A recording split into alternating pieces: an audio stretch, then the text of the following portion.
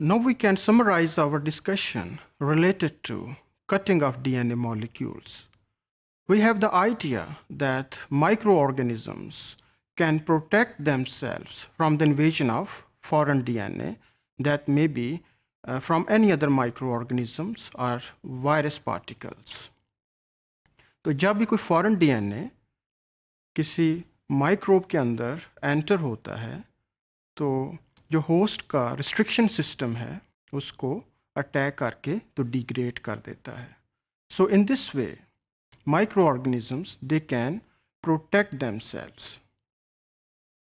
We also have the idea that restriction enzymes they may be a variety of type. लेकिन सारे के सारे enzymes they are not useful in the process of gene manipulation. इसकी reason क्या है?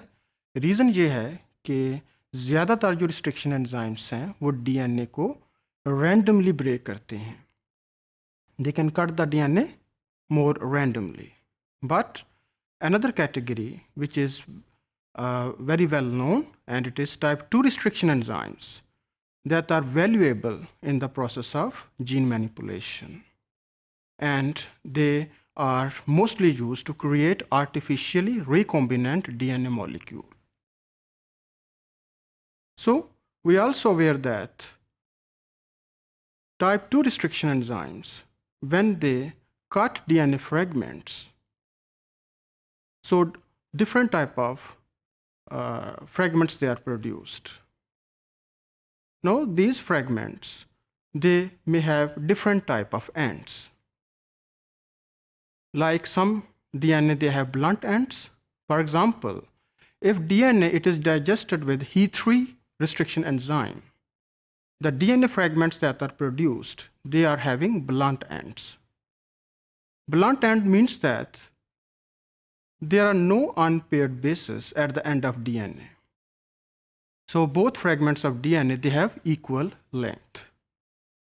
On the other hand, some fragments of DNA after digestion with restriction enzymes they will have sticky or cohesive ends.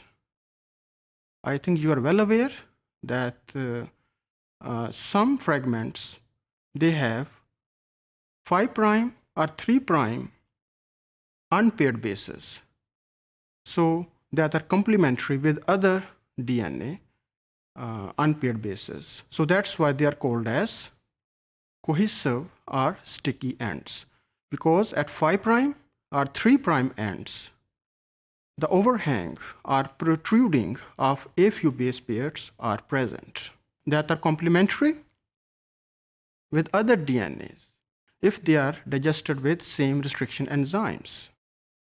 Now these single-stranded overhangs, as I told you that it may be present at 5' if DNA it is digested with EQR1, BAMH1 or even HIND3.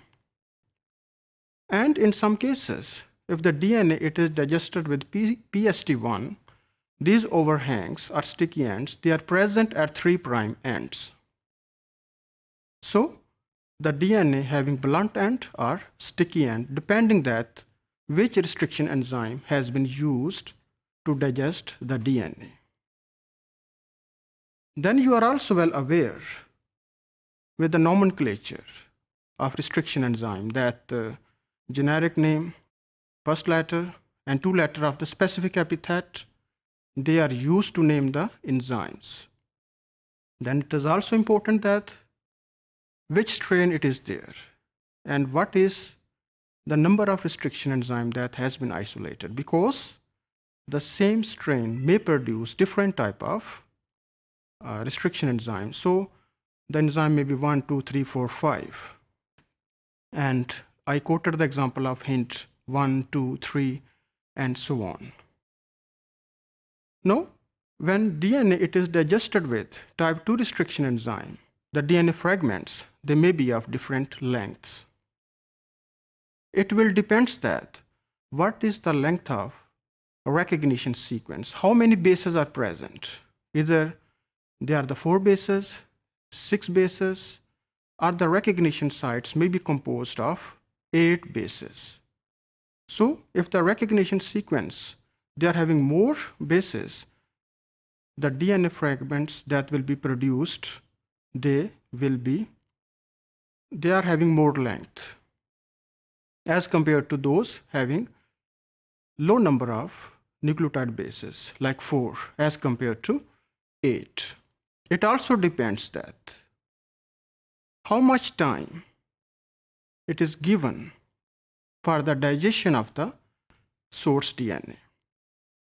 If more time is given, so enzyme will get more time to digest the DNA, so the length of fragments, it will be less. But if partial digestion is there, partial mean that the less time is given, so the restriction enzyme will not get enough time to attack the source DNA. So the length of fragments that will be produced, it will be high. So it is called as partial digestion. And of course, the frequency of particular recognition sequence, it is also very important. So restriction enzymes, they are very important in the process of gene manipulation.